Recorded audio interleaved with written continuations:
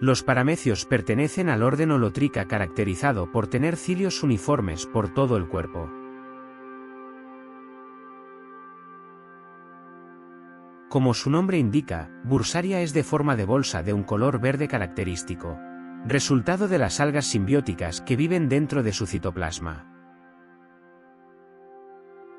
Lo más fascinante de Paramecium bursaria es su relación simbiótica con algas verdes unicelulares, zooclorelas. Una parte de estas se hallan fijadas en el plasma cortical, periferia, mientras otras nadan en el endoplasma interior.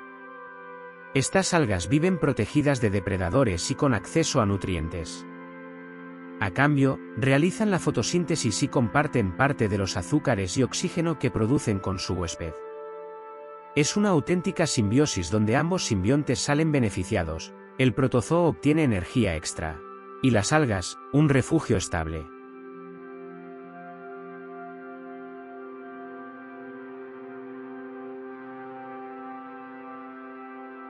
A pesar de su relación simbiótica, P. bursaria también se alimenta de manera independiente.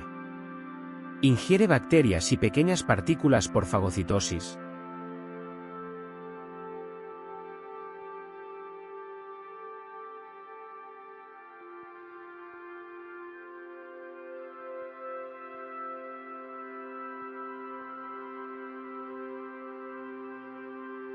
La presencia de las algas simbióticas le permite reducir su actividad alimentaria cuando hay suficiente luz, pues recibe energía de la fotosíntesis.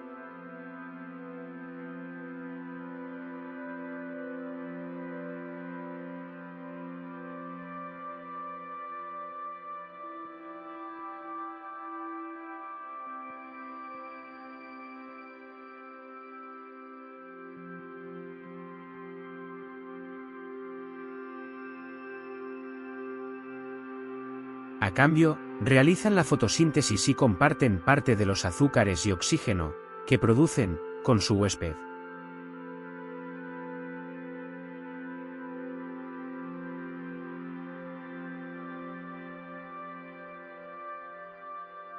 Debido a esta característica comprendemos su carácter tranquilo, tan diferente al de un cazador hambriento.